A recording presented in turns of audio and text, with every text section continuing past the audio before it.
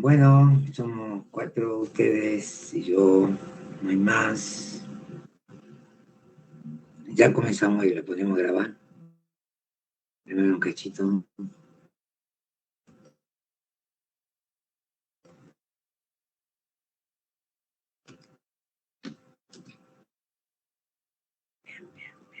Bueno.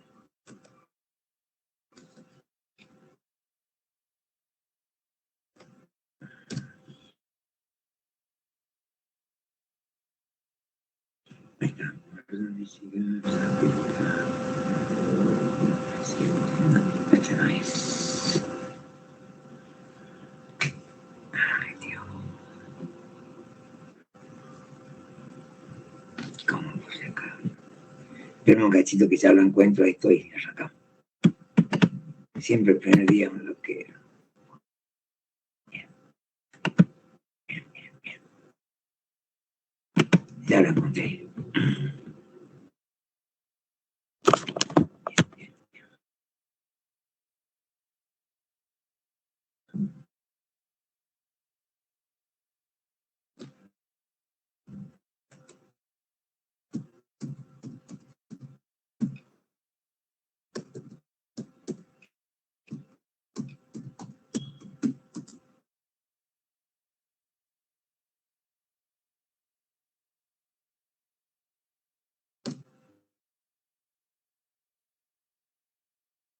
Ahí está. Bien. Eh, bueno, comencemos, yo pongo a grabar por lo que no están. Ahí está. Y ahí arranca. No graba nada. Ahí está. Bien, bien, bien, bien. Bueno, en este caso, iniciando la grabación, esperemos que ya arranque la grabación. Ahí está. Bueno, le decía de que el impuesto a la ganancia, vamos a comenzar ahora. Ustedes tienen que rendir en impuesto 1, impuesto a las ganancias y bienes personales. A diferencia de cómo venía el examen, ahora va a ser, parece que va a ser todo oral, porque por lo menos fue oral el llamado anterior. Vamos a ver qué pasa ahora. Así que es lo mismo, igual vamos a contestar preguntas, solamente que cuando es oral hay una forma distinta de decirlo. Honestamente, para mí, como anda, hola, hola a todos, es más fácil oral que escrito, porque en el escrito hay preguntas que son medio rebuscadas, en cambio el oral es todo así, tu pregunta normal, o sea que para mí el que estudia en el oral aprueba, en el escrito puede ser que interprete mal las preguntas, no le falte el tiempo. Ajá, bien María. Bueno, para mí realmente sí, si llega a ser oral es más fácil para usted, porque como les digo, no se sale del libreto de lo que es el impuesto a la ganancia. Por ahí cuando es escrito, medio que le empieza a buscar algunas preguntas medio rebuscadas. Bueno, entonces vamos a comenzar con el impuesto a la ganancia. Yo ahí lo que le mandé a ustedes, chicos, es un adelanto, porque yo mañana ya le voy a entregar el apunte completo, porque siempre voy revisándolo con lo anterior, vieron, con lo nuevo, no es que son apuntes viejos, yo siempre lo estoy actualizando. Y bueno, y ahora al mes a 9 hojitas, y 9, 8 hojitas, no sé cuántas le pasé, pero a partir de la próxima, mañana, ya lo voy a pasar completo el apunte de ganancia, para que ya lo tengan. Bueno, nosotros hoy lo que hacemos es una introducción a este impuesto, donde yo necesito que ustedes presten atención y me pregunten cualquier cosa, porque lo de hoy es la base de todo. Por uno dice, no, bueno, es la primera clase, no pasa nada, pero no, con esto nomás, o con esto arranca. No, yo lo que te dé está hecho en función de lo que ellos hablan, lo que ellos toman. Incluso ahora, Miriam, otra chica, me consiguió un montón de clases grabadas, de Falco, exámenes grabados. Yo primero lo voy a ver. Si yo veo que hay un examen grabado oral, ¿no? Que tiene ahí, que le sirve a ustedes, yo se lo paso, jamás me escondo información, ¿no? Al contrario, después lo ve el que quiere, pero eso ayuda un montón. Pero primero déjeme que lo vea, ve de cuándo es el examen, si sirve, lo que dice, si está actualizado, porque por ahí son respuestas de algunos antes que haya modificaciones. Pero vamos, a medida que vaya pasando, yo voy mirando y lo que me sirva como un adicional, justamente a ver, contestando un poco lo que dice Claudia, lo adicional que haya, yo se lo paso como adicional, si alguien lo quiere ver, que sirve, por supuesto, pero tengo que ver primero que los videos esos estén actualizados, porque vieron que siempre hay algún cambio, entonces no va a ser que justo esté cambiado y se aprendan diferente o que se diga distinto a lo que estamos viendo nosotros. Bueno, entonces vamos a comenzar con el impuesto a la ganancia. El impuesto a la ganancia es un impuesto anual. Ustedes van a rendir una materia donde se rinden impuestos anuales, que son el impuesto a la ganancia, ¿no es cierto?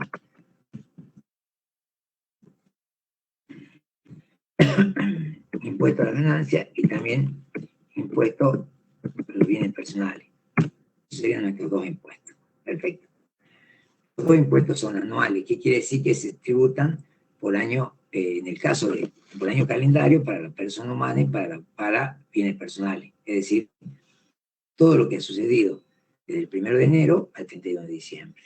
Recuerden que el impuesto sobre los bienes personales es un impuesto sobre el activo de la persona física o humana y que incluye todos los bienes que la persona humana tiene, tengan o no su afectación a ganancia grabada. En cambio, el impuesto a la ganancia es un impuesto sobre las ganancias grabadas.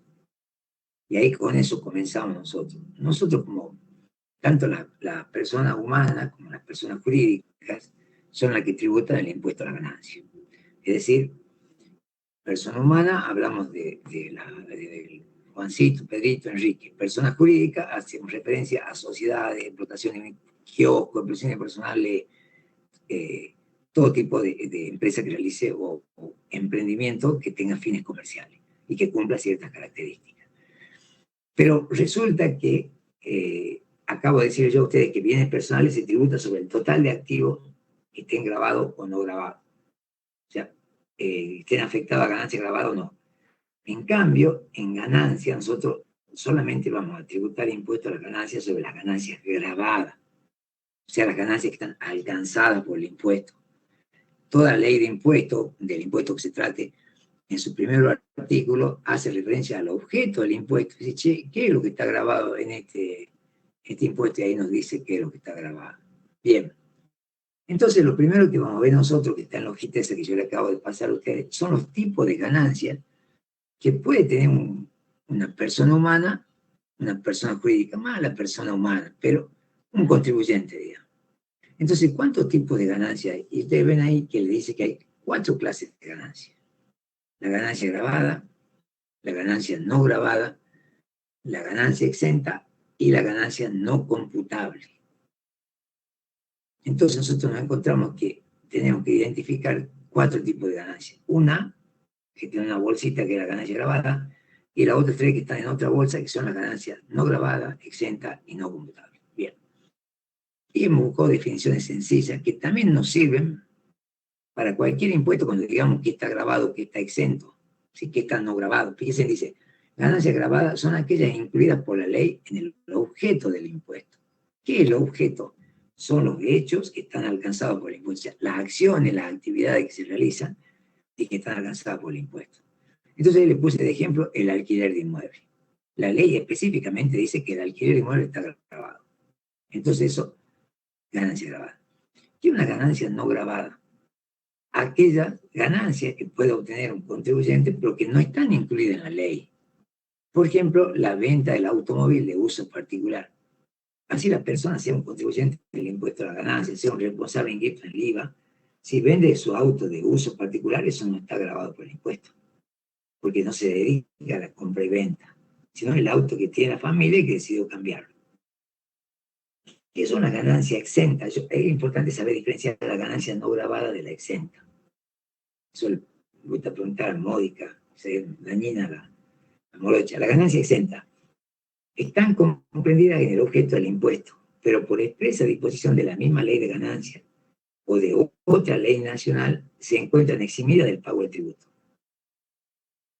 están comprendidas en el objeto del impuesto, pero por expresa disposición de la misma ley o de una ley nacional, están eximidas de pagar tributo. O sea, la misma ley dice, che, esto tiene que pagar tributo. Indemnización por despido, por ejemplo. Dice, la ley dice en un artículo, dice, todas las ganancias que obtenga la persona humana en relación de dependencia.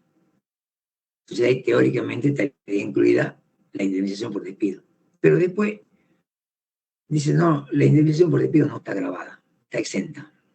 Entonces, la ganancia exenta es aquella ganancia que debería tributar, pero por una disposición específica de la misma ley de ganancia o de otra ley, no va a tributar el impuesto. Sería también el caso, por ejemplo, del salario familiar.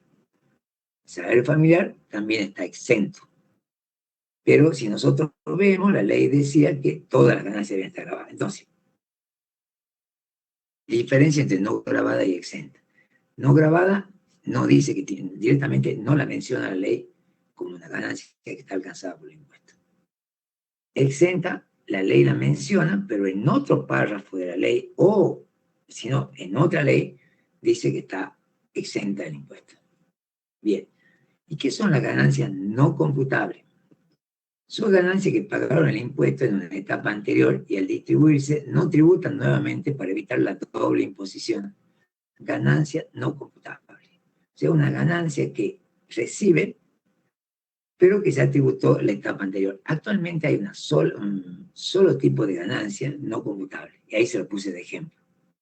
Dividendos distribuidos por una SA del país a otra SA o a una SRL por su participación en el capital social. O sea, por ejemplo, supongamos que una SA Pirulito tiene acciones de Telecom.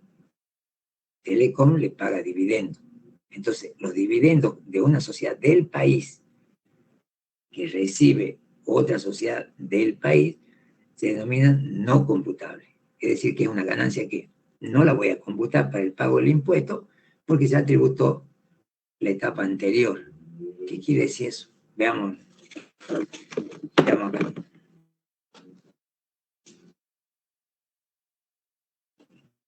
Todas las frases o las palabras que yo utilice, ustedes que no entiendan me dicen, yo se las explico. ¿Cómo hace una sociedad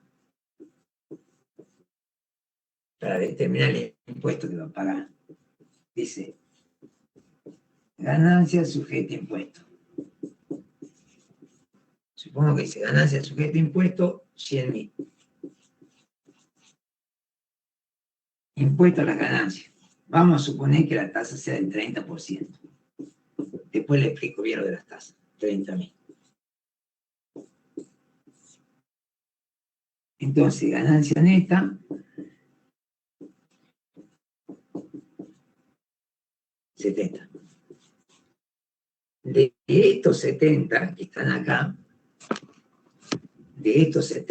acá, es que la empresa o la sociedad va a distribuir los dividendos. O sea, de acá salen los dividendos. ¿Por qué se dice que esta ganancia, cuando se le paga a una SA, es no computable? No se le paga a la SA, porque ya tributó, ¿ves? O sea, acá ya se pagó impuesto. Me quedo esta plata. Si me vuelven a cobrar impuestos, me están cobrando 2 veces impuestos por la misma plata. Entonces, eso es inconstitucional. Sería la doble imposición. Todos estos dividendos son no computables porque ya tributaron en la etapa anterior. O sea, antes de que se distribuyan, ya tributaron. Eso significa que ya tributó en la etapa anterior. ¿Sí? ¿Se entiende eso? ¿Se entiende, chicos? Si no me preguntan, ¿no? Entonces, ganancia no computable, dividen la sociedad que le da a otra sociedad. ¿Preguntan eso? Sí, preguntan, pues estoy explicando. Y significa no computable porque lo declaro, pues no le tengo que pagar de vuelta a la FIP porque ya pagó anteriormente la sociedad que distribuyó a mí los dividendos. Bien. Entonces dice, sí, ¿quiénes tributan el impuesto a la ganancia? Yo acá le armé algo que se comenzó a tomar un par de años, porque antes no tomaba nunca. Eso de que quiénes son los que tributan el impuesto a la ganancia. Y básicamente tenemos dos. Tenemos,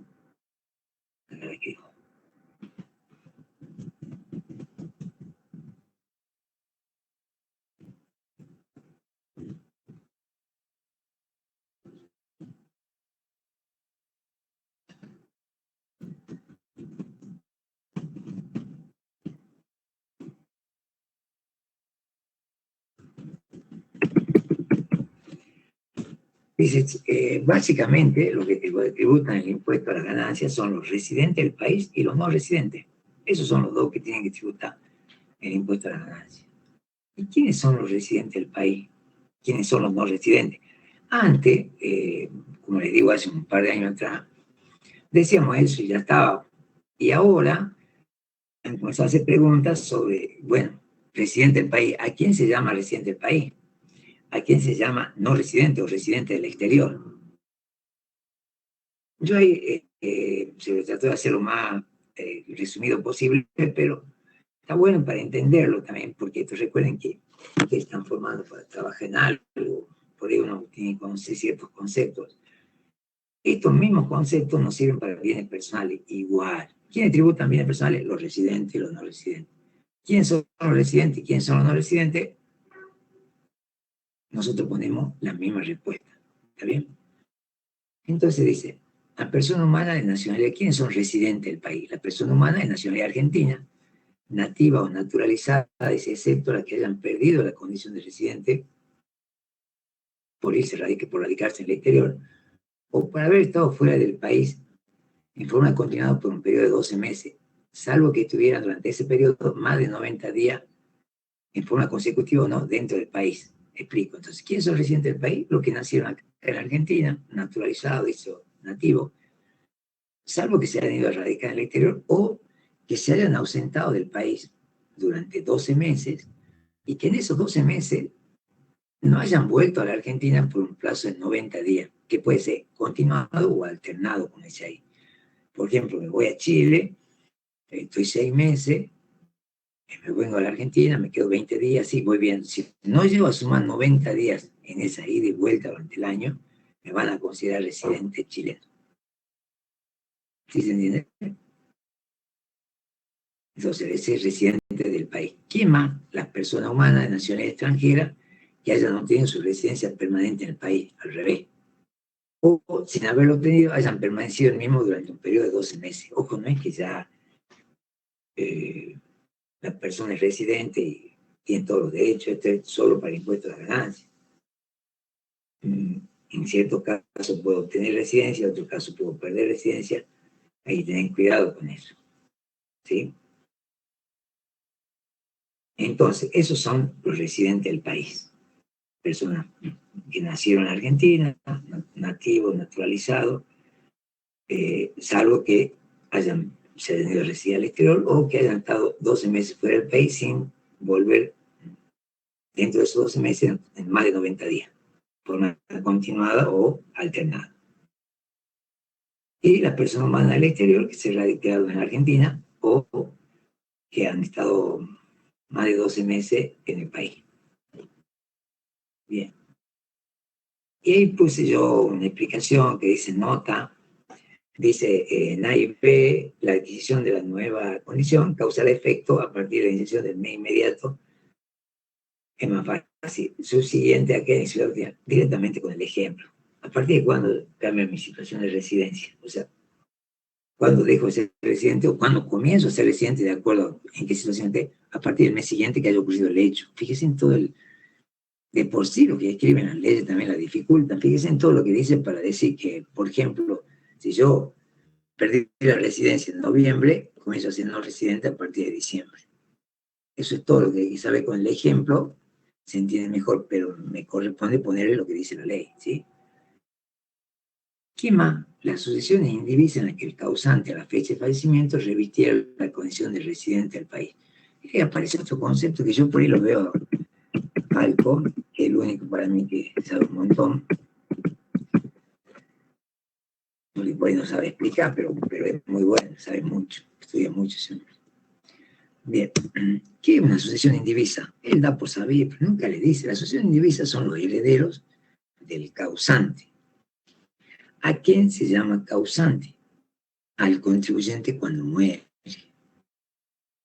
Y automáticamente cuando muere surge la sucesión indivisa como una continuidad de esa persona hasta que se resuelva cómo se van a distribuir los bienes. Entonces, si el causante era argentino, estaba radicado, era residente del país al momento de que se muere, la sucesión indivisa es residente del país. Si el causante no era residente cuando se murió, la asociación indivisa es no residente. Por eso dice, la asociación indivisa es residente, se hacía indivisa en la que el causante a la fecha de fallecimiento revistía la condición de residente del país. Y otro contribuyente incluido por la normativa, bueno, sociedad de capitales, protecciones personales, estableciendo que tal siempre que esté en condición del país. Ya las otras, pues, el último está medio de sobre, lo puse porque lo ponen ellos, pero directamente con que sepamos que están los residentes del país, los residentes del exterior que se vinieron al país y las asociaciones indivisas. Pero hay que antes lo nombraban nomás y estaba todo bien, ahora hay que saber explicar, por eso yo me detuve en esa explicación. ¿Está bien? ¿Sí? Sí, dice, bueno, Afip, hola, sí, buen día, yo soy residente del país, ¿qué tengo que pagar? Por eso dice, ¿qué ganancias están alcanzadas para estos sujetos? Todas. Tributan sobre la totalidad de las ganancias obtenidas en el país y en el exterior. Principio de renta mundial. Eso no tengo que acordar. Principio de renta mundial.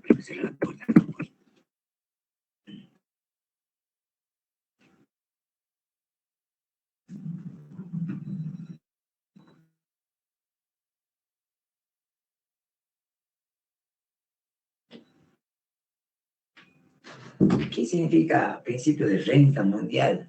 Que va a tributar por todas las ganancias que obtenga, tanto en el país como en el exterior. No sé si se acuerdan ustedes de ese caso del muchacho que ganó un torneo internacional de taekwondo y que había ganado no sé cuántos dólares y que él decía que no lo iba a traer a la Argentina porque no quería pagar impuestos en la Argentina.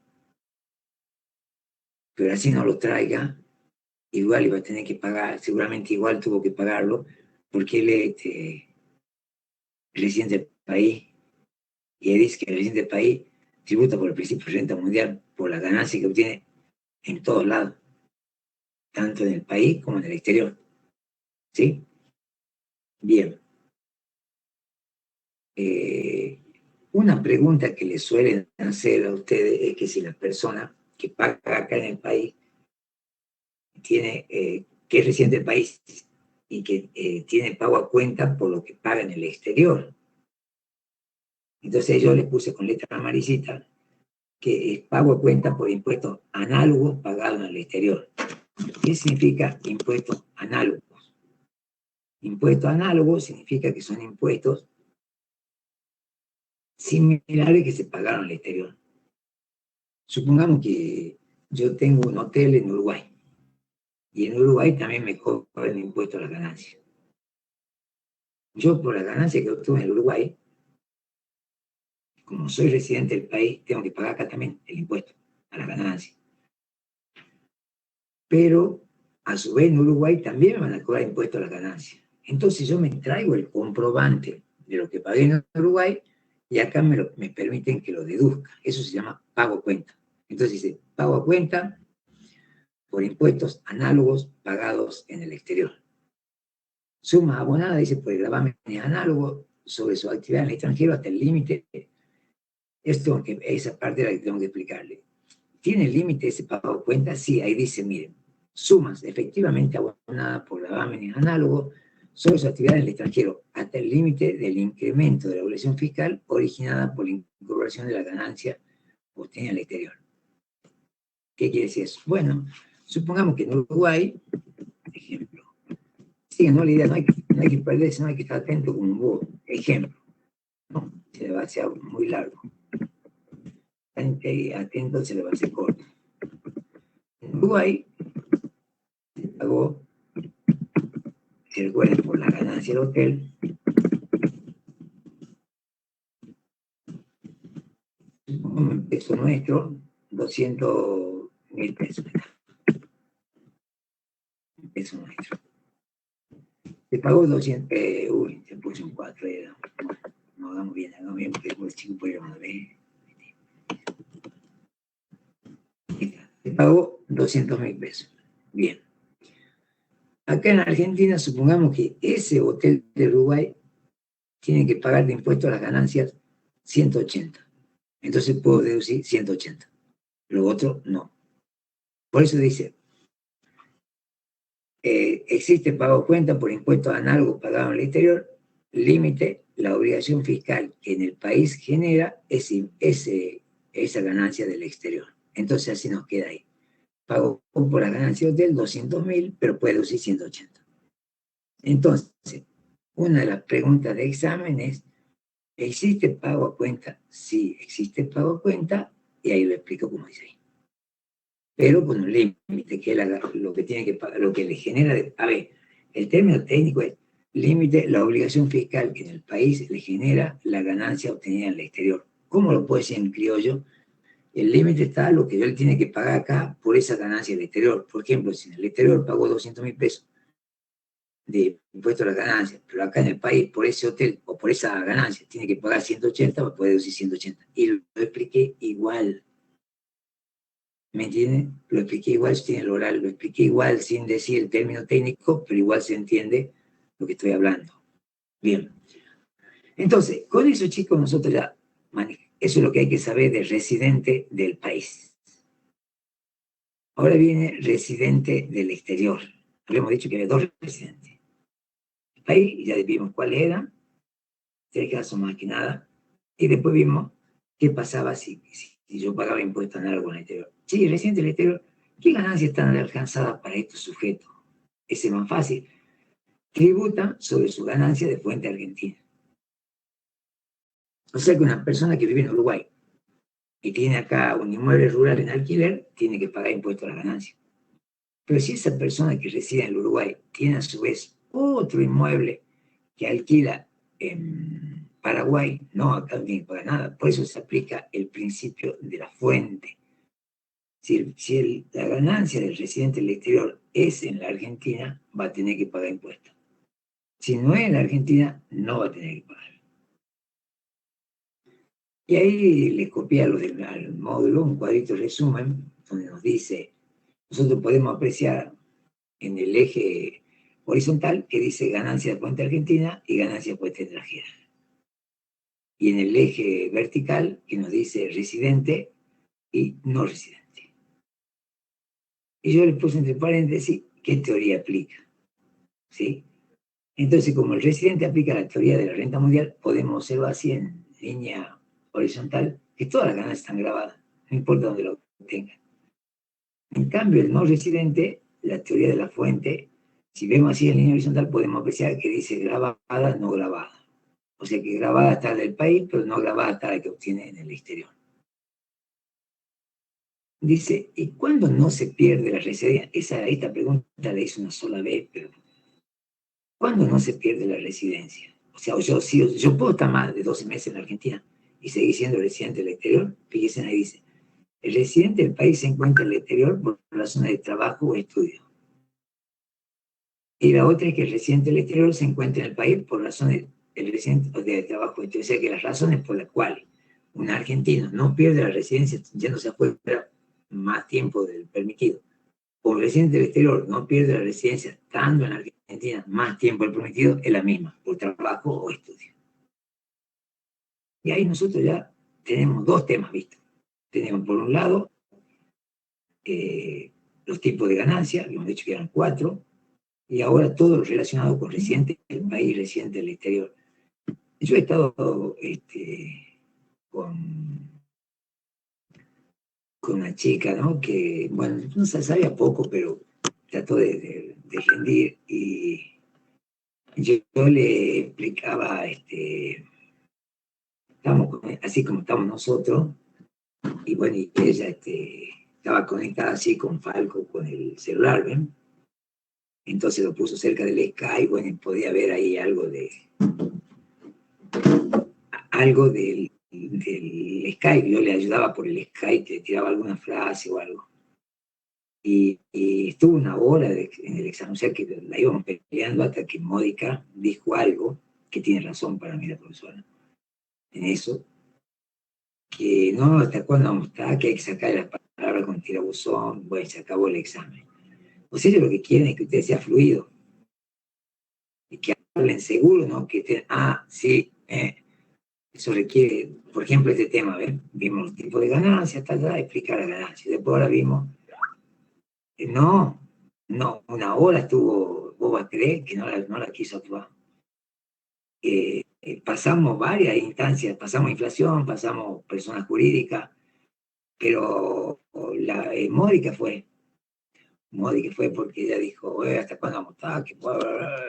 Que ahí nomás la cortaron. Pero la llevábamos, más o menos, la llevábamos peleando una hora, miren, una hora de examen. Y no, habíamos pasado varios temas, pero en este no, la mareó él, y bueno, quedó ahí. Y le decían que mire la cámara, y ella decía, pues sí estoy mirando la cámara, porque ella de todo momento la puso ahí pegado y miraba el. Si hubiese estudiado un poco más, zafábamos. Pero era muy tiro, así, y bueno, se daban cuenta también de que le decían, ¿usted estaba leyendo algo? No, si estoy con, bueno, pero ya estaba. Pero estudiando sí se la saca. Bien, entonces, ¿cómo clasificamos a los sujetos? Esto que estamos por leer ahora, chicos, era de procedimiento fiscal.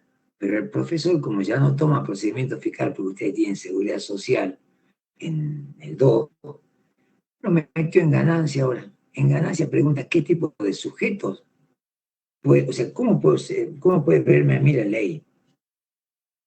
¿Qué tipo de sujeto puedo ser? Entonces dice que puedo ser responsable por deuda propia, puedo ser responsable por deuda ajena o puedo ser responsable sustituto. Son las tres figuras que una persona humana o una persona jurídica puede tener frente a la ley. No solo para ganancia, pero él lo toma en ganancia. Bien. ¿Qué significa ser responsable por deuda propia? En bienes personales también lo toma. ¿Qué es deuda propia? Debe responder en forma directa por la obligación fiscal originada por su actividad.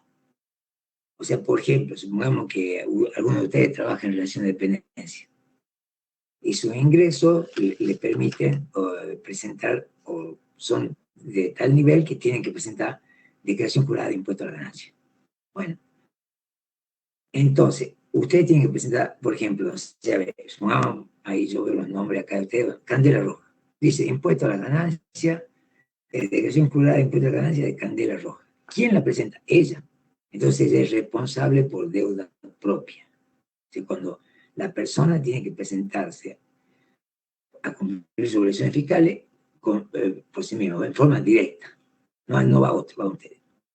¿Quiénes pueden ser contribuyentes? Bueno, la persona humana, el ejemplo que acabo de hacer, la persona jurídica, sociedades, sucesiones indivisas, todo eso son responsables por deuda propia. Y esto yo es responsable del cumplimiento de la deuda ajena. Al lado de, dice, vieron ahí al lado de, dice, entre comillas. Bueno, son aquellos sujetos sobre cuyo respecto no se cumple el hecho imponible, pero están vinculados con él. Por ejemplo, por tener la disponibilidad económica del patrimonio de los contribuyentes. Y por tal motivo la legislación le atribuye la responsabilidad al efecto de cumplir por cuenta de sus representados o entes con los que se relaciona. O sea, al lado de quiere decir que es una especie de garante. Si ustedes acuerdan de la frase esa, responsable del cumplimiento de la deuda ajena, es al lado de, es decir, es la persona que garantiza el cumplimiento de la obligación fiscal del otro. Por eso dice al lado de. Como dice el cónyuge, el más común es el B, los padres o tutores de los incapaces y personas con capacidad restringida. Los administradores de la asociación divisa, los síndicos y liquidadores de la quiebra, los directores y gerentes de las personas jurídicas. O sea, un director de SA es responsable solidario, pues dice al lado de las obligaciones digamos, de las evasiones que cometa la sociedad. Vieron como, no sé si alguna vez vieron una película esa que lo ponen a uno, cualquiera, así que no tiene mucha capacidad, lo ponen de director de la sociedad y lo hacen firmar todo. Después la sociedad desaparece y queda pegado él, digamos. No hay otra. ¿Sí? Bien. Entonces, después, todo eso actúan como el responsable por deuda ajena, es decir, al lado de. No lo reemplazan al contribuyente, pero son solidarios con él. Si no cumple el contribuyente, tiene que cumplir ellos. Entonces los padres por los menores y por los menores de edad también, por los incapaces. Y después ahí dice los directores y gerentes, con que me acuerde de dos, ya está. Por eso yo le hago acordar de los padres con respecto a su hijo menor de edad y los directores o gerentes director de una SA, por ejemplo. Ahí tiene otro caso. Y de ahí no me puedo acordar del síndico. Ahora el F, yo eso lo amplié hoy día, dice agente de retención. Porque, ¿quiénes son los agentes de retención? Son los agentes que al comprar un contribuyente le retienen un importe del pago a efectuar en concepto de anticipo de impuesto a la ganancia. Al presentar la declaración jurada, el contribuyente puede deducir del impuesto a la ganancia el importe retenido. Entonces, por ejemplo, el supermercado es un agente de retención. El super, supongamos que le compra, a ver, hierba, ahí está, compra hierba a una fábrica que no es agente. Bueno, hierba nueva, la compra la hierba. Supongamos que compró 120.000 pesos en hierba. Cuando le va a pagar, le hace una retención, o sea, en vez de darle 120, le da, supongamos, 124.500. Y por el resto le hace un comprobante que le retuvo esa plata para enviarla a la AFIP. Y ese comprobante a la fábrica de hierba le sirve como pago a cuenta del impuesto a la ganancia. Entonces, agente de retención es aquel que cuando compra paga menos. Y ese menos que paga es la retención que le hace. El otro no la pierde la plata porque se le genera un pago a cuenta, que sería un anticipo. Y el agente de percepción son la gente que al comprar a un contribuyente le cobran, no es al comprar, al vender. Ahí donde dice al comprar, es que yo repetí, no le cambié sobre el mío hoy. Al vender ponen ahí.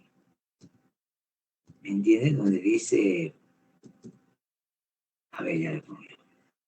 Si me da la pieza. Ya se lo pongo.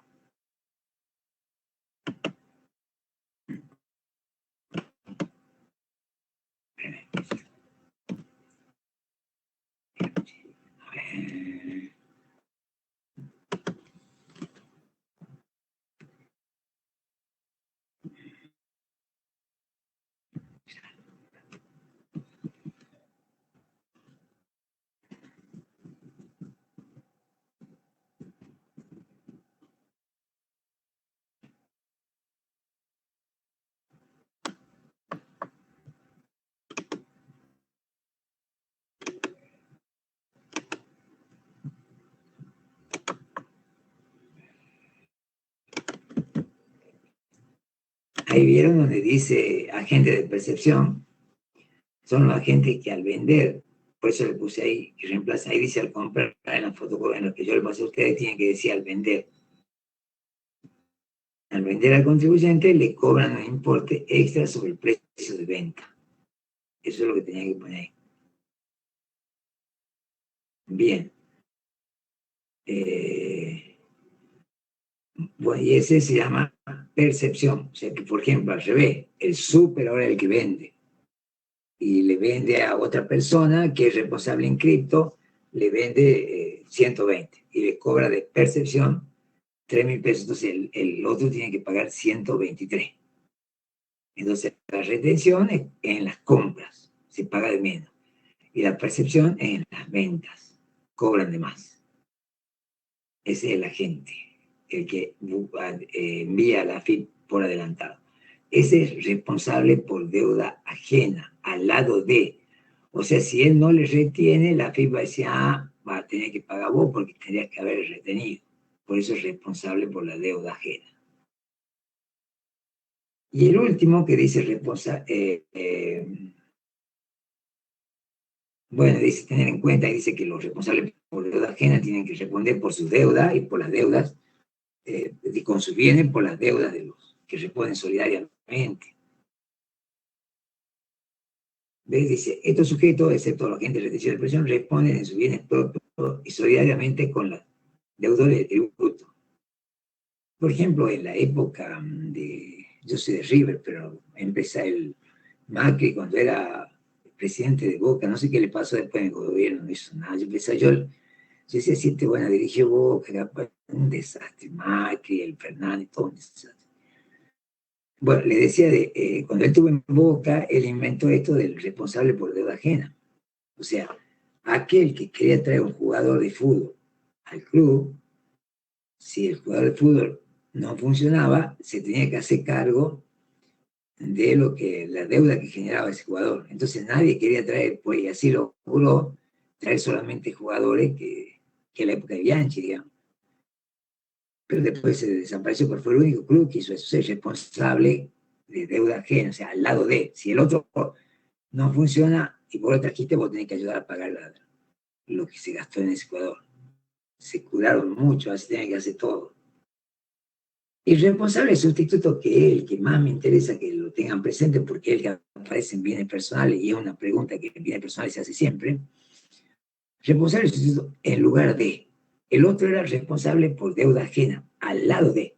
Si no le cobran a él, recién me cobran a mí. Yo soy responsable solidario. Con mi bien lo ayudo a pagar la deuda, si no la paga. Como el garante, por ejemplo, alquila una casa, le pone de garante al padre. Si el hijo no puede pagar, el padre tiene que ayudar a pagar. Ese sería al lado de. Y el responsable sustituto que dice, en lugar de, nos dice, por ejemplo, en bienes personales, si una persona humana tiene participación en una SA o una SRL, la sociedad es responsable de pagar ese impuesto en lugar de la persona humana. Reemplazan al contribuyente, actúan en lugar del mismo, son los únicos responsables. O sea, supongamos que soy persona humana y tengo una participación en Telecom. Telecom es el que tiene que pagar por mí, yo no pago nada. ¿Por qué yo no pago? Bueno, porque ellos son responsables sustitutos. No sé si me han entendido. Entonces, responsable por deuda propia, responsable por deuda ajena, responsable sustituto.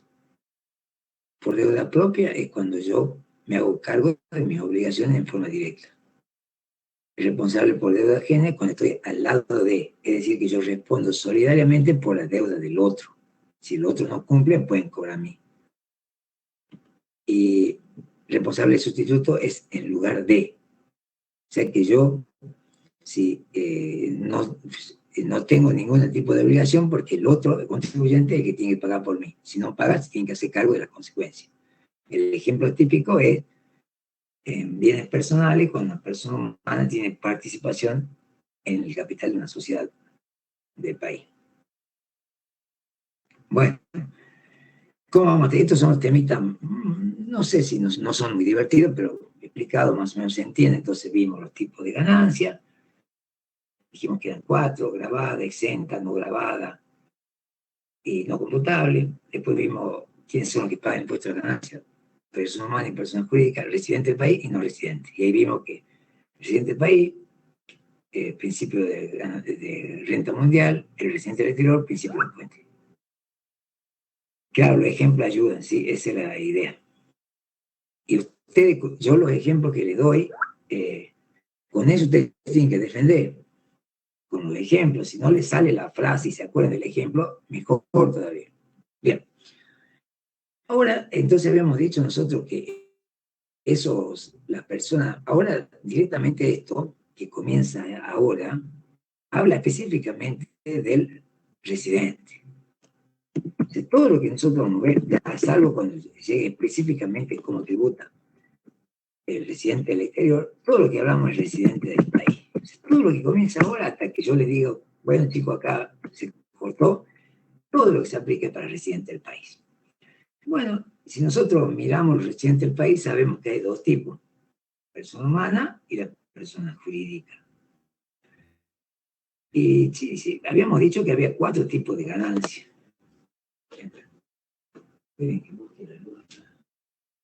Prende la luz, si no.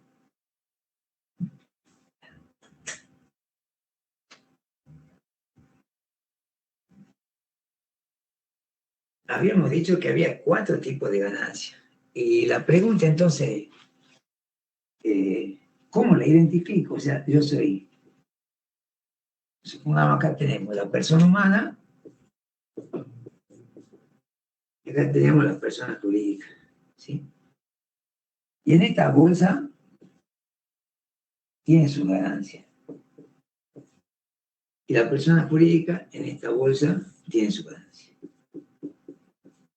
Habíamos dicho que en el impuesto a la ganancia, dentro de esto hay ganancias grabadas, no grabadas, exentas, no conmutables. Entonces, la pregunta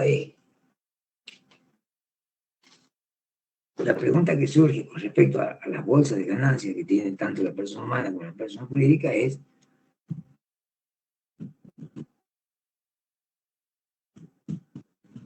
cómo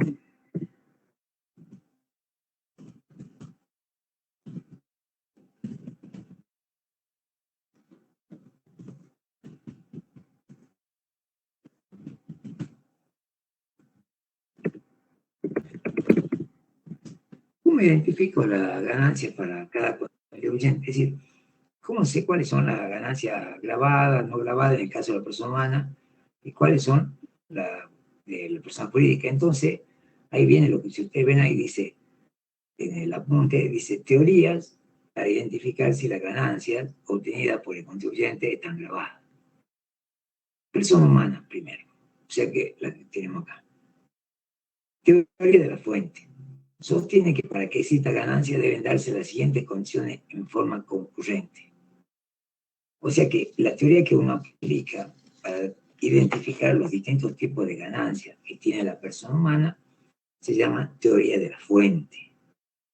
Y la teoría de la fuente dice que para que una ganancia esté grabada, en el caso de persona jurídica, se tienen que concurrentemente, o sea, en forma conjunta, se deben presentar tres situaciones o tres características: periodicidad, permanencia y habilitación de la fuente. Se cumplen esas tres características, estamos salvados, es ganancia grabada. O no se cumple alguna, mejor, no pagamos impuestos. Periodicidad. La obtención de la ganancia se produce de más de una vez. Por ejemplo, un contador que asesora a la empresa. O sea, la ganancia es periódica, o sea que se produce con frecuencia. Permanencia. La fuente generadora de ganancia sigue en manos del contribuyente. Por ejemplo, dice el alquiler de inmueble. Ya le explica todo. Y habilitación de la fuente, el contribuyente destina el bien o inicia sus actividades profesionales con la intención de obtener ganancia. A ver, entonces vamos de vuelta. Que la teoría de la fuente se tiene que cumplir tres características. Periodicidad, es decir, que la ganancia, o que la actividad, perdón, sea frecuente, se produzca más de una vez. Y ahí no está, pero acá lo vamos a anotar.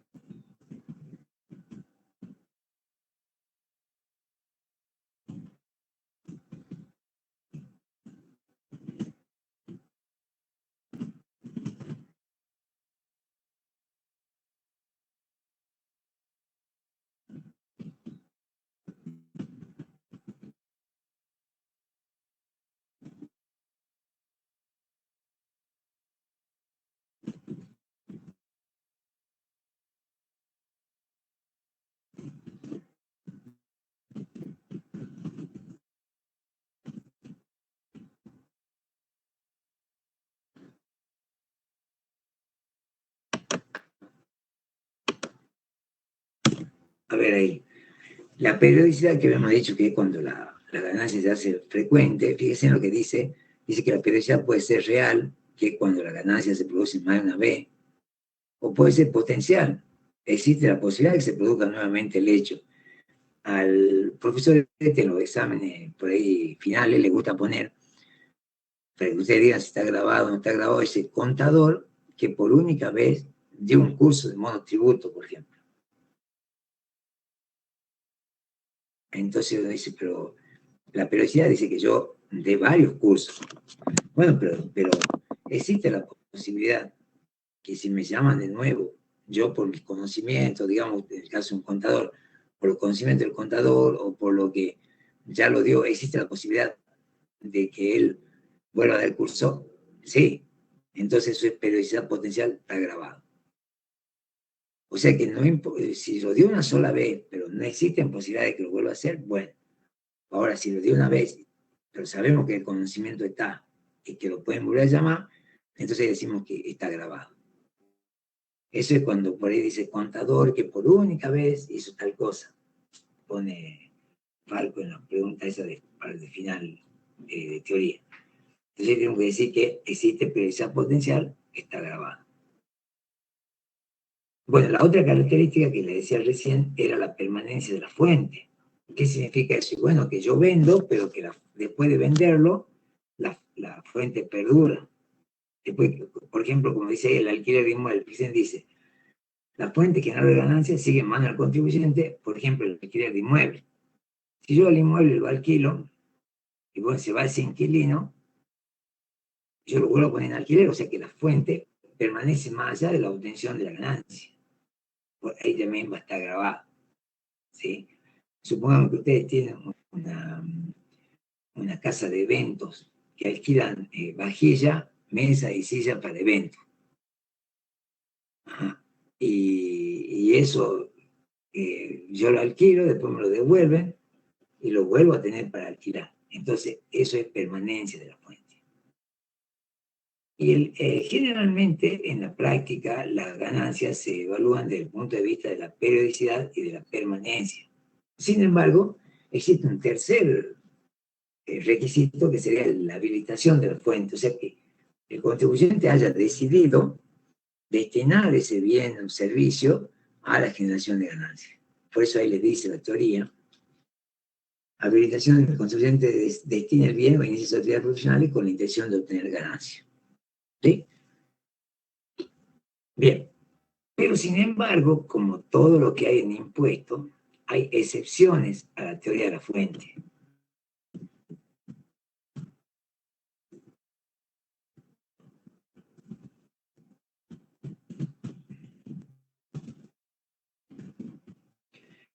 ¿Qué decir excepciones? O sea, excepciones a la teoría de la fuente. O sea, sabemos entonces que la teoría que se utiliza para determinar si una ganancia está grabada o no es la teoría de la fuente.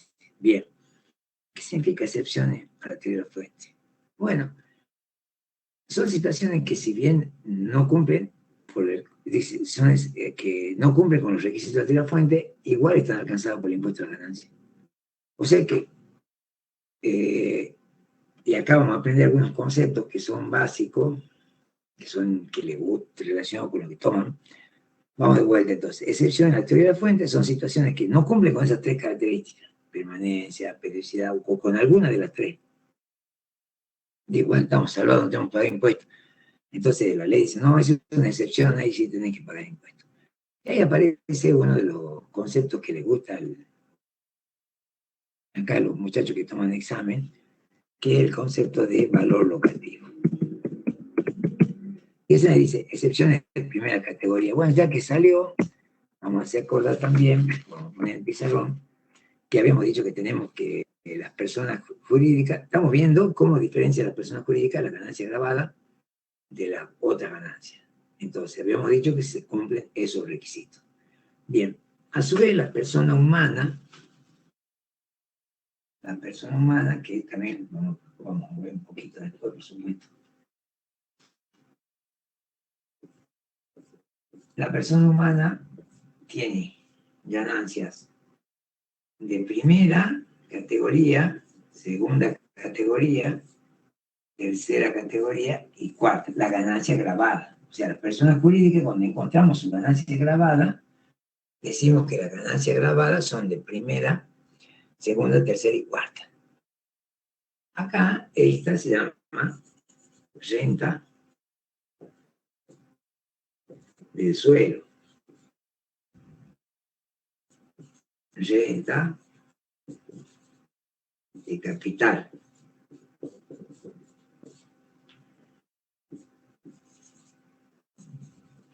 renta empresa,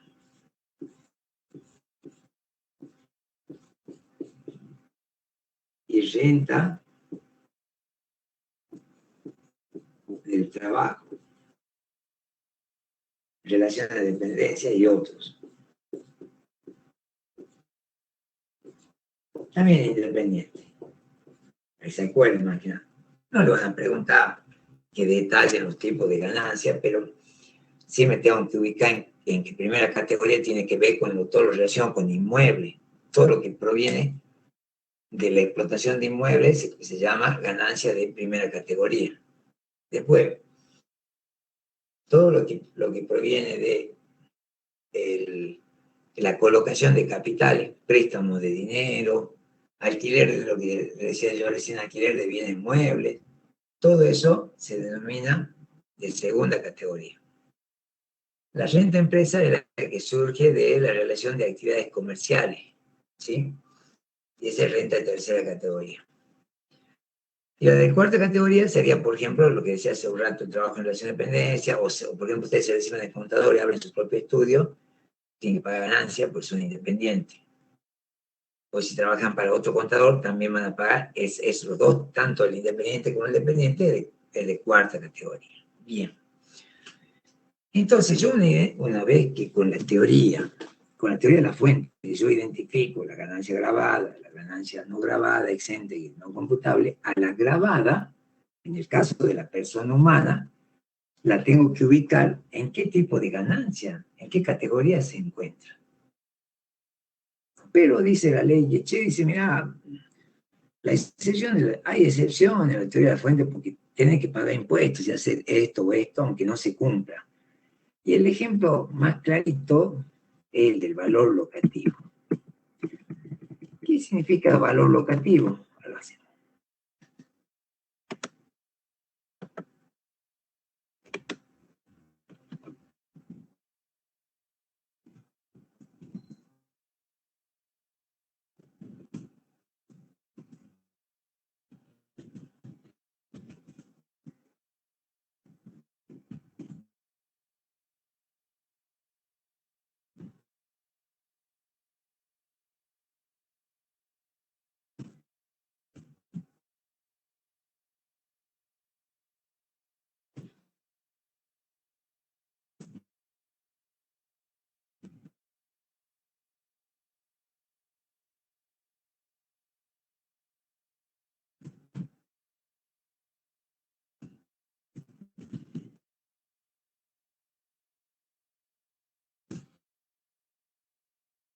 Valor locativo.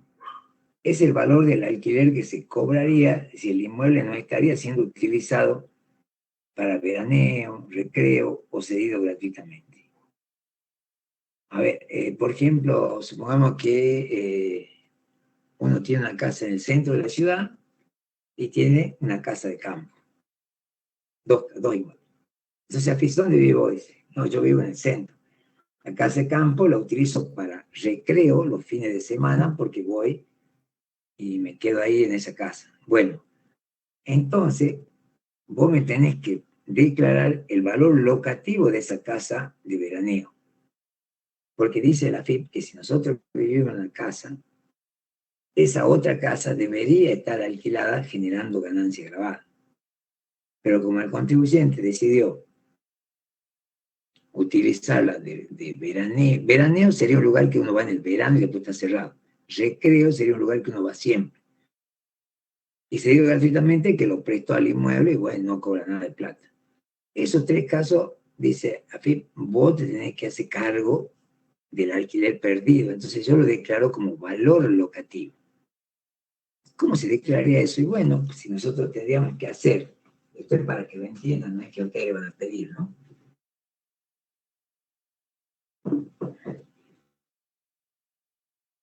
Si nosotros teníamos que hacer la imputación, pondríamos, supongamos acá en primera que pondríamos valor locativo, supongamos que si yo el inmueble se lo alquilara, cobraría 30.000 por mes. Valor locativo 360.000.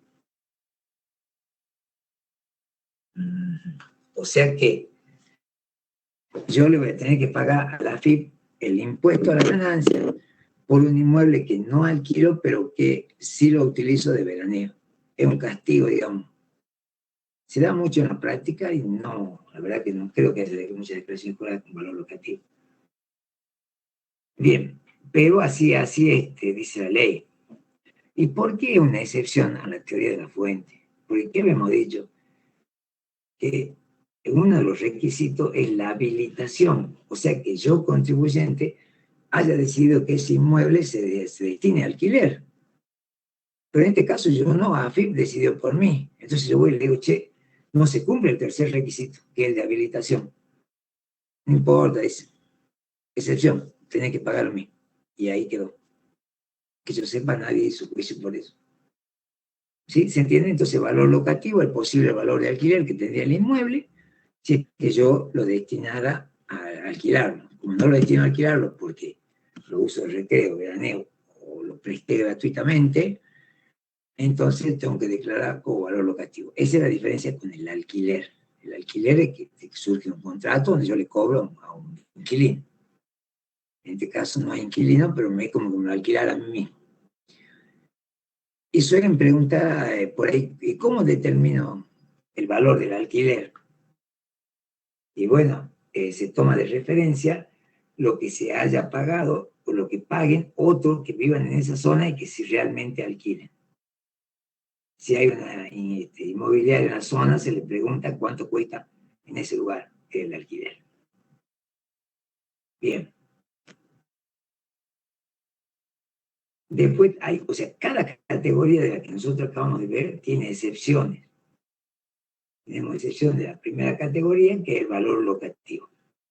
Después tenemos excepciones de la segunda, de la tercera, de la cuarta, que cuando ya aparezcan las preguntas yo se lo voy a ir explicando. Yo lo que quería más que nada es mostrarle a través del valor locativo que hay excepciones a esa teoría de la fuente, que es la que se utiliza para determinar la ganancia de la persona humana. Bien. Bueno, ahí comienza después persona jurídica en la página 4. Espera un ratito, yo voy con un poco de líquido. Sí, ya.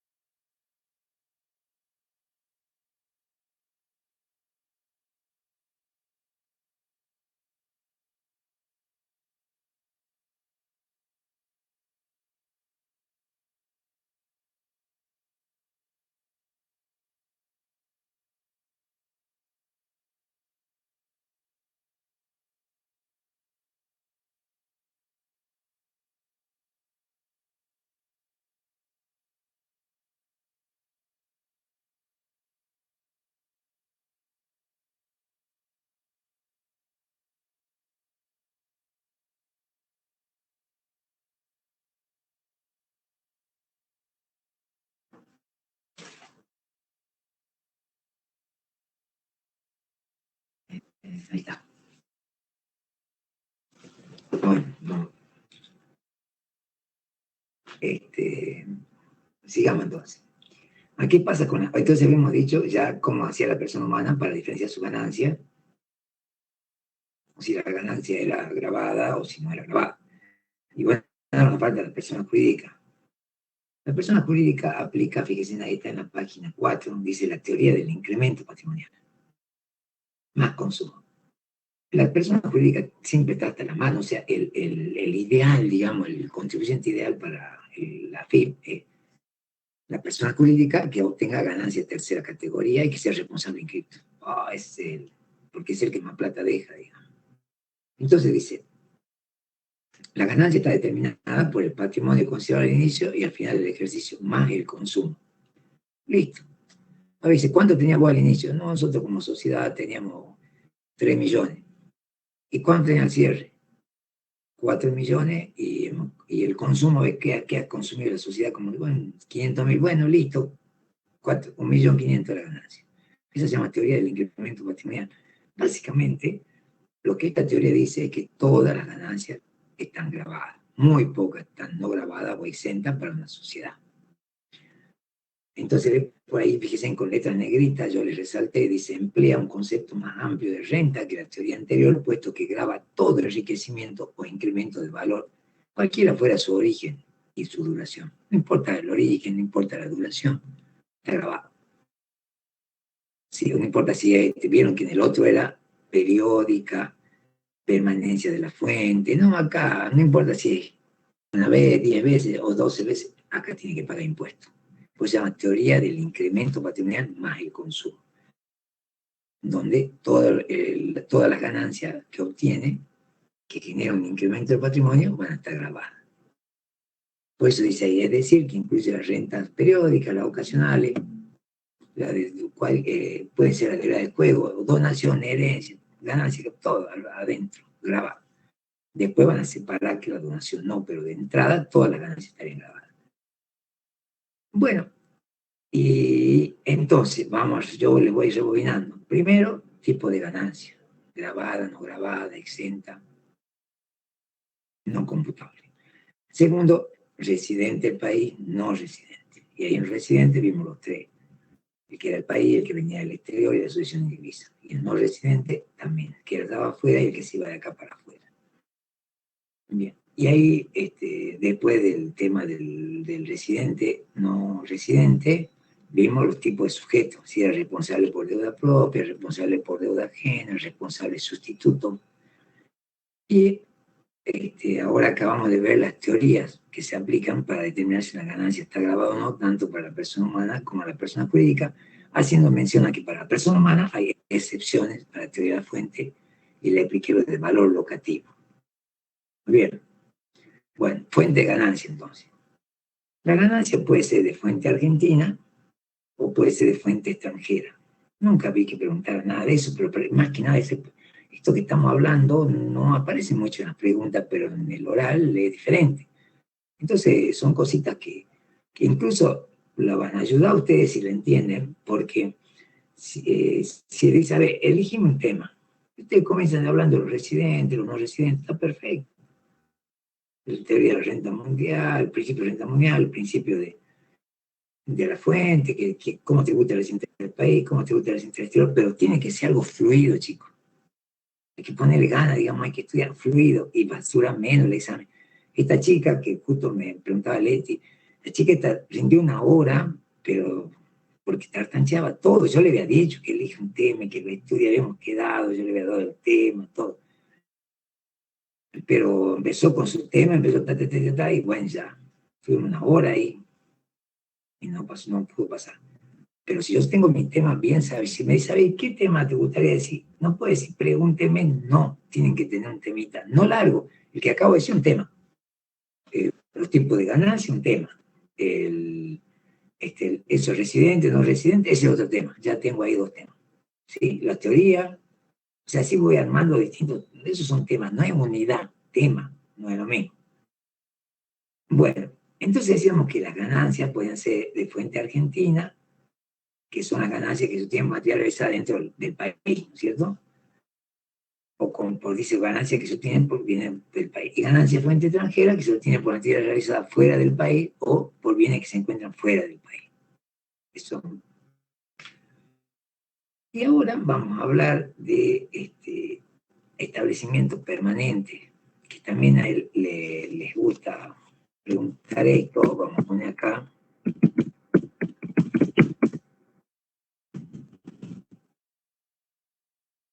Ya empezamos con preguntas, ¿no? Así la salpicado. Este es como una introducción para tener un cimiento. Después ya empezamos de arriba, el apunte se va de acá para allá, el tema que salga, digamos.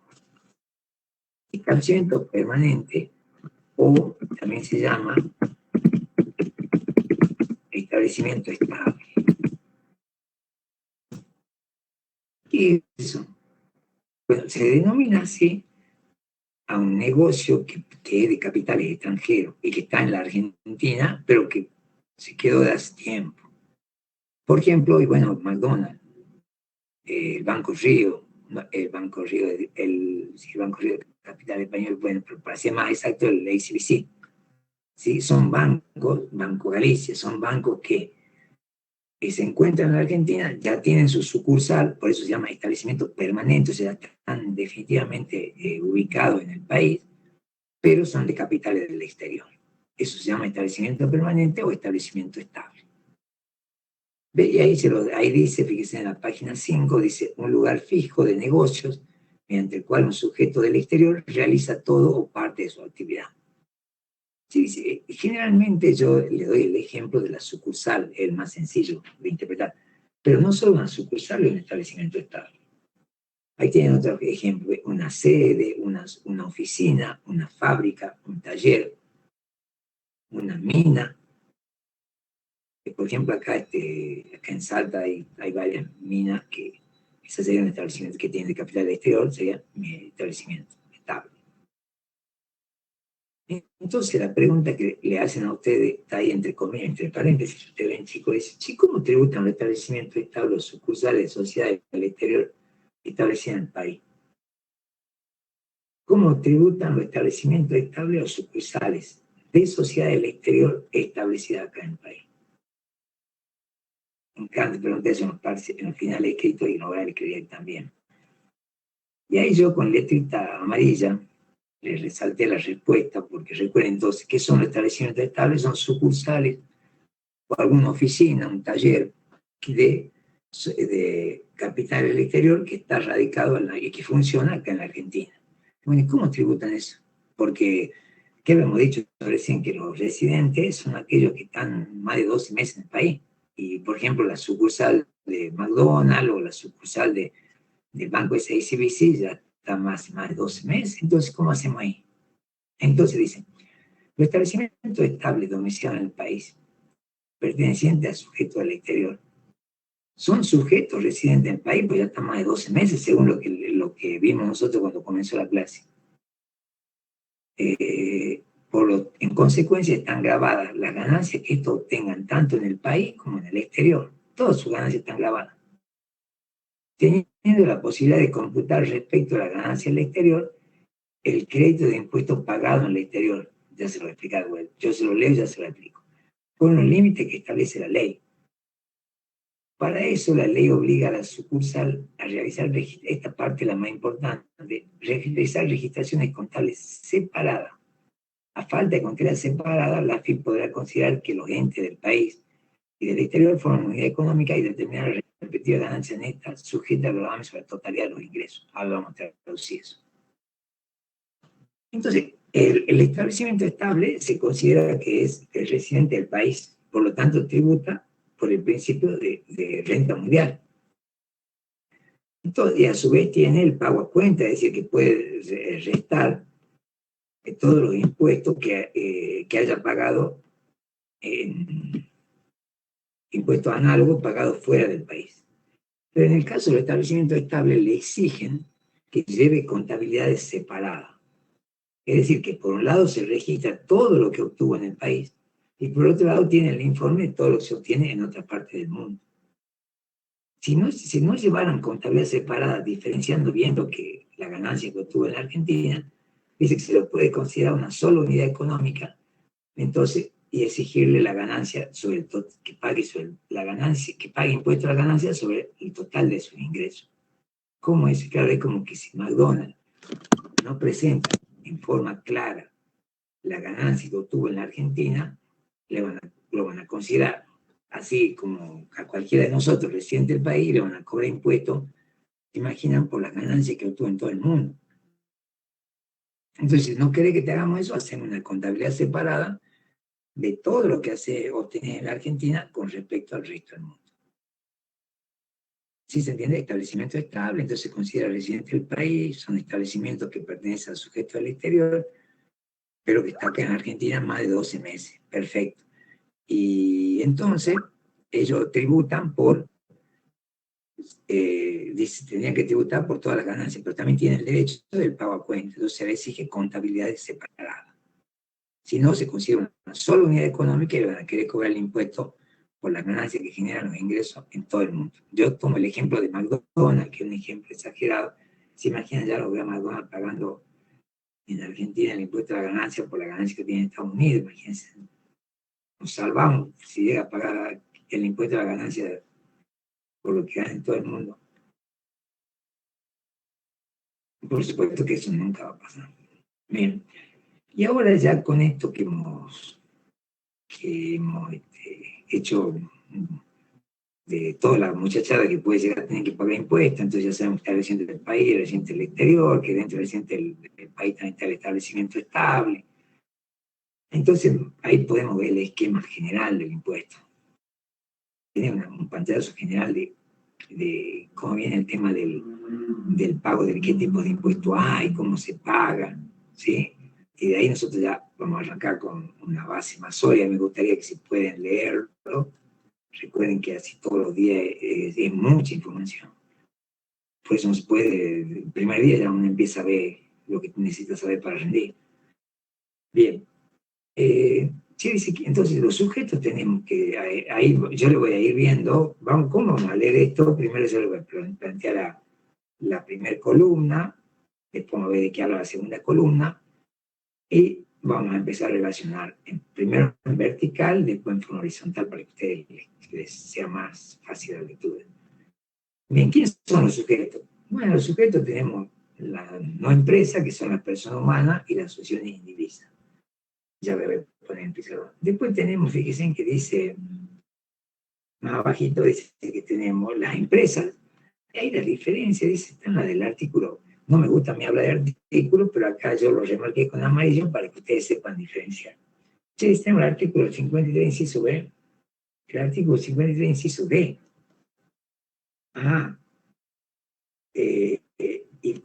O sea que tenemos que separar dos grupos cuando hablamos de empresa. Entonces tenemos así. Poniendo acá. Ya voy a conseguir otro fibrón.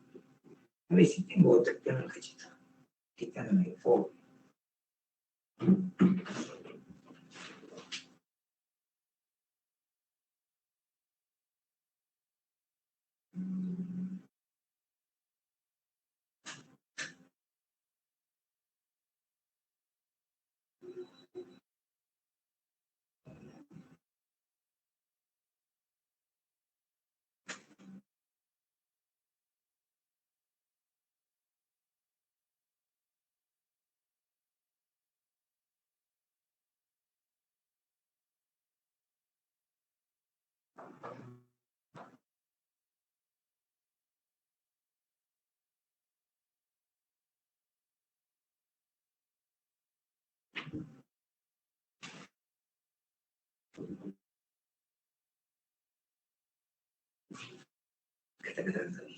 Es que, bueno, listo. Acá traje más fibrones, a ver si espero que alguno sirva.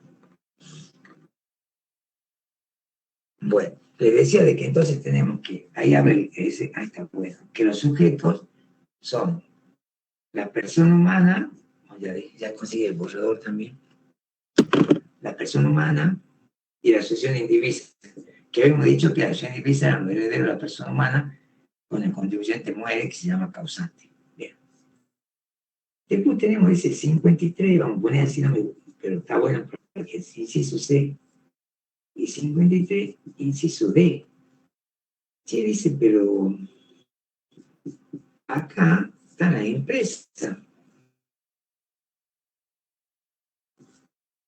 que también la podemos llamar que son las sociedades. Ajá. Entonces,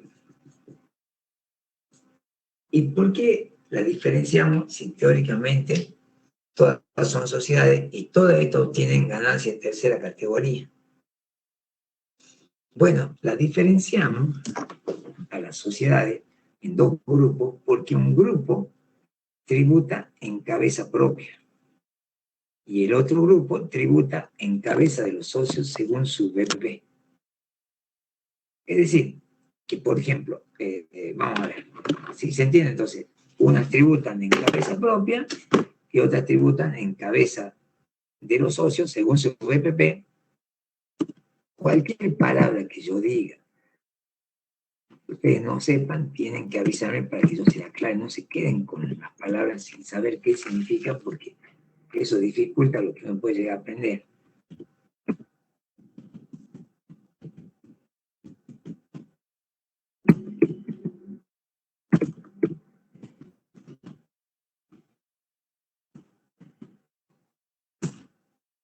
El BPP es el valor patrimonial proporcional, o sea, representa qué porción del capital total me pertenece a mí como socio. Entonces, ¿qué podemos ver? Y ahí están separadas, por un lado, fíjense en este artículo 53, inciso B dice, inciso D, bueno, sociedad simple, sociedad colectiva, sociedad de capital e industria, está por un lado, un grupo. También pueden estar ahí las sociedades de hecho. Y el otro grupo, ahí, bueno, la empresa unipersonal también está ahí, forma parte de ese grupo. Solo que está separadita porque no es una sociedad. Y después tenemos la SA, la SRL, que son las principales. La mayoría de las preguntas van sobre esas dos sociedades, pero también puede haber, dice, las asociaciones civiles y fundaciones sin tratamiento previsto en la ley, sociedades de economía mixta, que es lo del Estado, pero no aparece mucho. Y después tenemos aparte el establecimiento permanente perteneciente al sujeto del exterior, que es el que vamos a ver. Bueno, entonces primero nos vamos a referir a la persona humana. En el centro, vieron que recién hicimos referencia a la primera columna que habla de los sujetos. Entonces no decía, no tenía tres, tenía cuatro sujetos. Tenía por un lado la persona humana, asociación indivisa, después tiene las empresas que no tributan en cabeza propia, que yo le decía a ustedes que son las sociedades, ustedes no dice eso, pero esa es la diferencia. La sociedad colectiva, la sociedad capital industria, ¿sí? La sociedad simple, sociedad de hecho, si es que hay. Y después tenemos las que tributan en cabeza propia, ¿cuáles son las que nos toman nosotros? ¿Cuál es acá lo que interesa? Porque hay que aprobar el examen. ¿Qué nos toman? Siempre nos hacen preguntas sobre la SA, la SRL, también puede aparecer una fundación. Esas creo que son las más comunes, alguna, a ver que me acuerdo.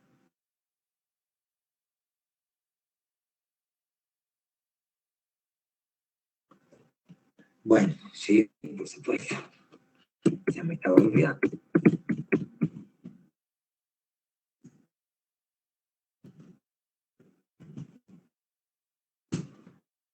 Entonces, sobre los fideicomisos, sobre los fondos comunes de inversión, esos serían los que tributan en cabeza propia, están más abajo. Los que tributan en cabeza de los socios según su BPP son los que están más arribita. Bien. Y por último está el establecimiento del exterior, ¿no? Bueno, veamos entonces, ¿qué nos dice un objeto? Resulta que la persona humana, a partir del 1 del 18, hasta antes del 1 del 18, todas las rentas se agrupaban en esas cuatro categorías que yo les puse a ustedes. Renta de primera categoría, renta de segunda categoría, de tercera y de cuarta. Eso era todo para las personas humanas. Bien.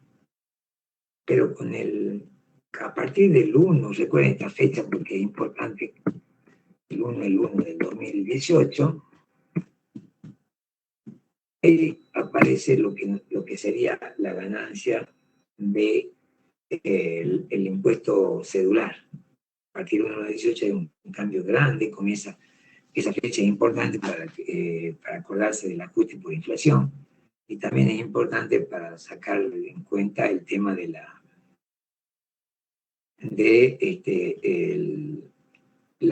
aparición de una división en las ganancias monetarias de las personas humanas. Por un lado tenemos las rentas generales, fíjense en el medio, ¿no? Donde dice sujeto. Las rentas generales que se rigen por la teoría de la fuente, ahí están los tres que vimos hace un rato: permanencia, periodicidad, habilitación. Y más abajo nos dice la renta global. Impuesto cedular, pero renta específica. La renta específica o de impuesto cedular, que a veces les cuesta tanto, son solamente tres. Fíjense, ahí están, renta específica. Vamos a emplear, por supuesto, cuando ya aparezcan las preguntas. Dividendo y utilidad. Venta de acciones y títulos que no cotizan en bolsa y venta de inmuebles. Nada más. Todas las otras ganancias, si es que llegan a estar grabadas, se encuentran dentro de lo que sería renta general. Entonces, ¿cómo es la renta de la persona humana?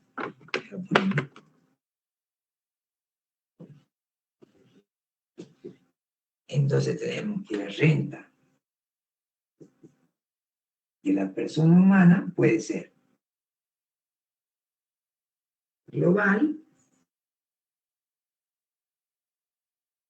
o cedular.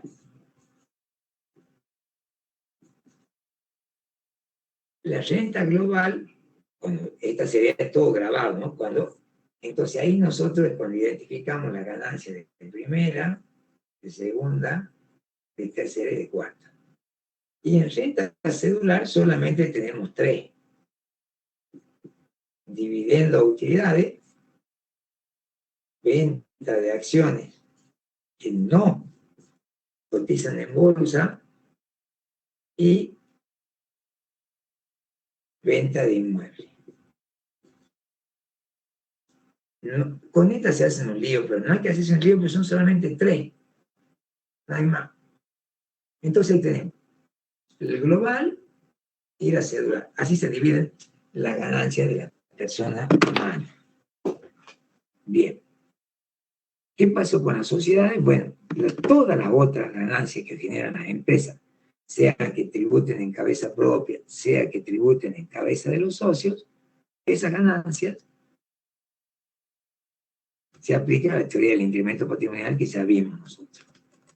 O sea que en el medio, en la segunda columna, nos dice qué teoría se aplica, que ya hemos visto, y también los tipos de ganancias. Bueno, ahora se suma que yo a la ganancia de la persona humana la divido en global y en cedular.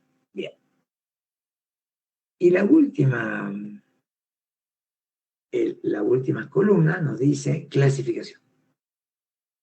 Dice que las rentas generales son rentas que admiten ese impuesto personal, admite deducciones personales, y el impuesto es global. ¿Qué significa impuesto global?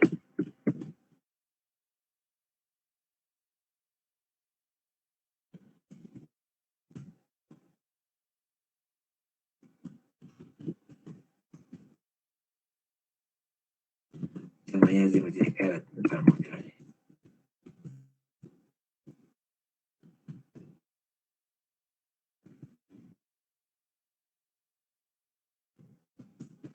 Ya, bueno.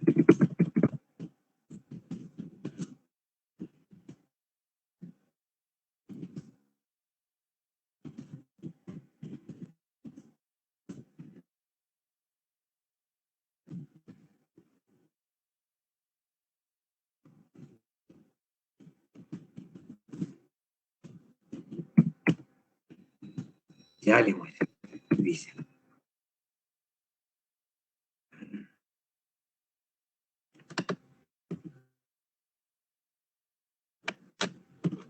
Mira, acá tengo la ley, hay que cambiar.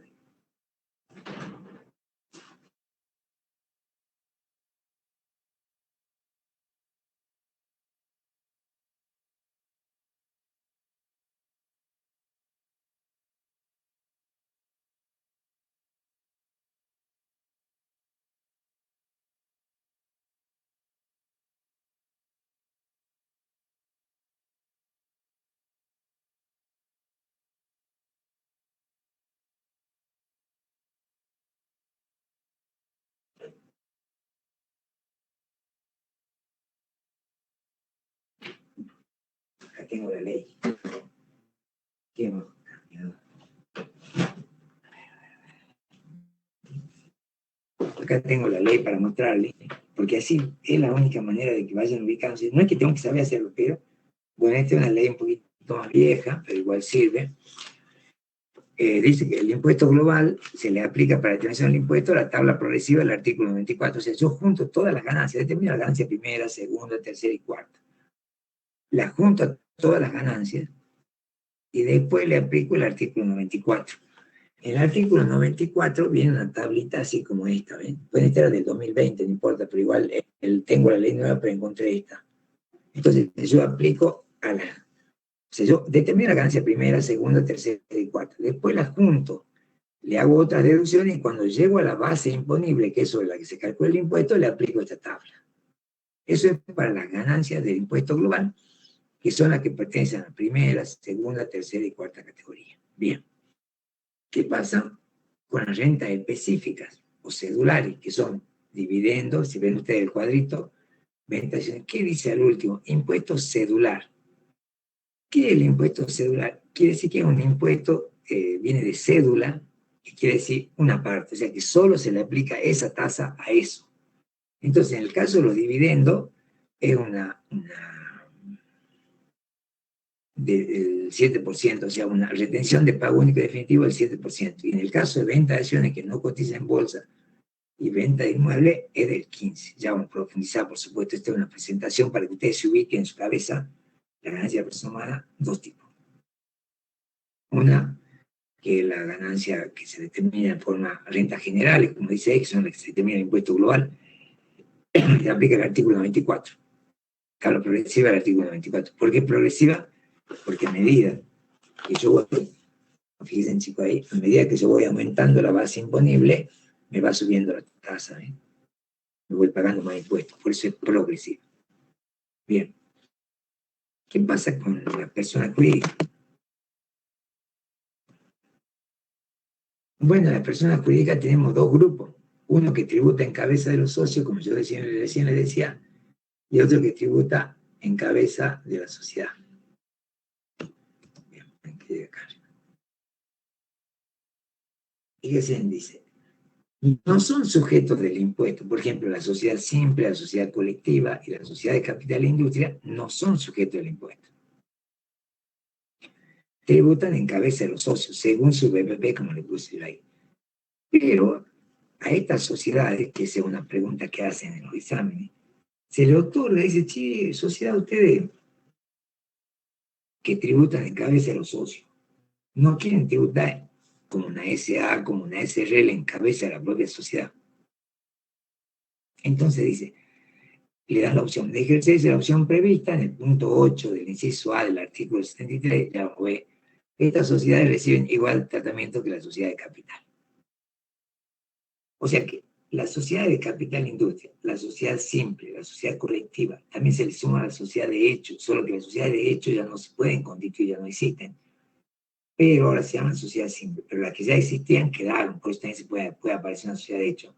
Esas sociedades tributan en cabeza de los socios según su BPP, pero se le otorga la opción de que si quieren, siempre y cuando cumplan ciertos requisitos que ya vamos a ver, pueden llegar a tributar como una SA en cabeza propia. En cambio, la otra que habíamos dicho, que yo le había nombrado los 5 como principales, la SA, la SRL, las fundaciones cuando no son exentas tributan como una SA. Los fideicomisos, los fondos comunes de inversión, que ya vamos a profundizar, todo eso, también, fíjense cómo pagan ellos, esos tributan en cabeza propia. Y el impuesto, está acá a la derecha, en el último cuadrito, ya estoy en la página 7, dice impuesto real sin deducciones personales, alícuota del 30%. Hasta el 31 del 12 del 21. Esto anda preguntando en los exámenes, ¿cómo es la alícuota de la sociedad hoy en día? Entonces, la alícuota de la sociedad ha cambiado hasta del periodo iniciado entre el 1 del 1 del 18 hasta el 31 del 12 del 21. No, está mal. Y hasta el 31 del 12 del 20, entonces yo lo saqué del módulo. ¿no? Así que para el ejercicio iniciado a partir del 1 del 2021, la alícuota puede ser 25, 30 o 35, ya se lo voy a ampliar yo a eso. O sea, la alícuota pasó a ser progresiva para la sociedad. Antes, la alícuota era proporcional. ¿Qué significa alícuota proporcional? Que una sola tasa, no importa la base. Entonces, supongamos antes la alícuota era 30%. Si la base es 1 millón, le aplico el 30%. Si la base es 2 millones, le aplico el 30%. ¿Me entienden? En cambio, cuando es progresiva, quiere decir que a medida que la base va siendo más grande, yo le tengo que aplicar una mayor tasa. Esa sería la diferencia entre progresiva y proporcional. Muy bien. Entonces, rebobinando este cuadrito nos muestra que los sujetos que están alcanzados por el impuesto, lo podemos dividir entonces en persona humana, posición divisa y persona jurídica. Y la persona humana tiene, a partir del 1 del 18, dos tipos de rentas. Las rentas generales, que son las que se engloban en la categoría primera, segunda, tercera y cuarta, y que van a aplicar para la determinación del impuesto el artículo 94. Se llama impuesto global porque globaliza, o sea, la junta la ganancia. En cambio, el impuesto cedular, que son 3 casos, que era dividendo utilidades dividendo de SA, utilidades SRL, era venta de acciones que no cotizan en bolsa y venta de inmuebles.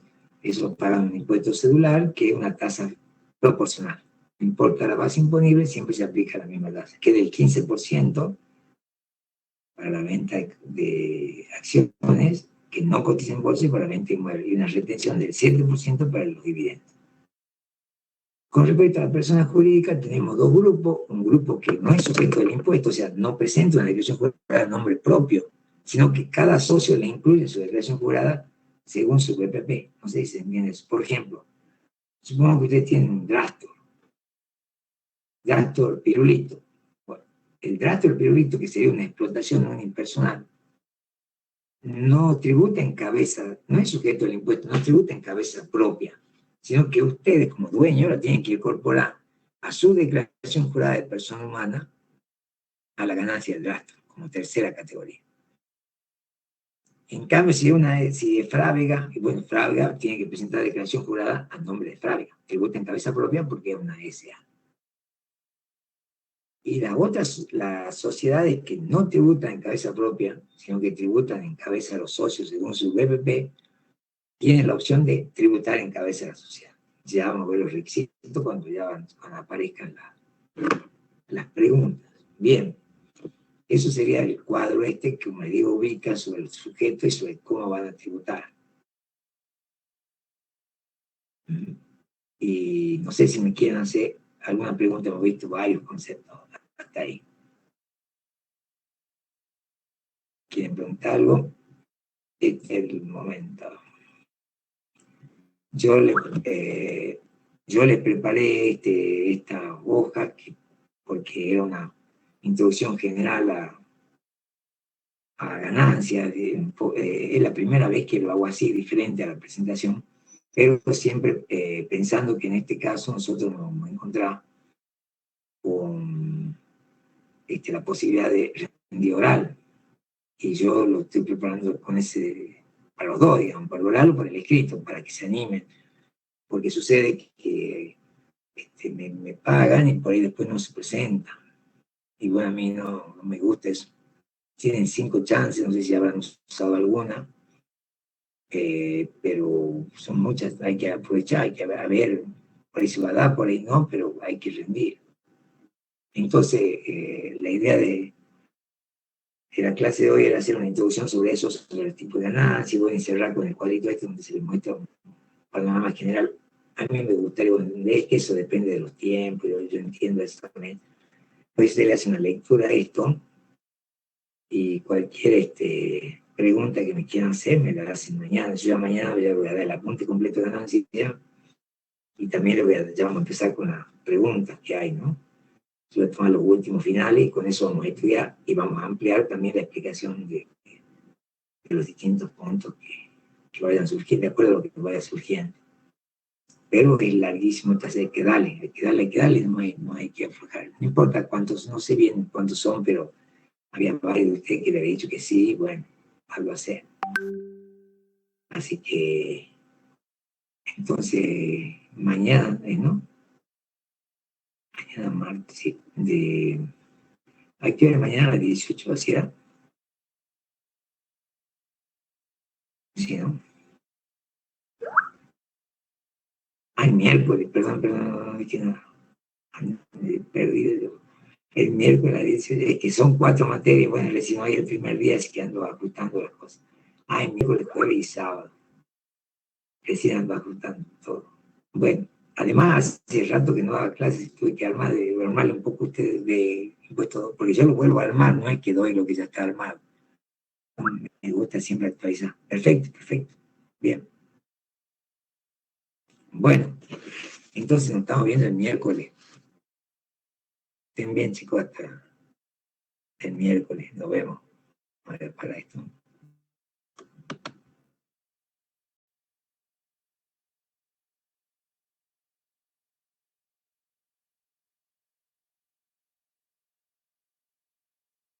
Que anden lindo. Nos vemos el miércoles.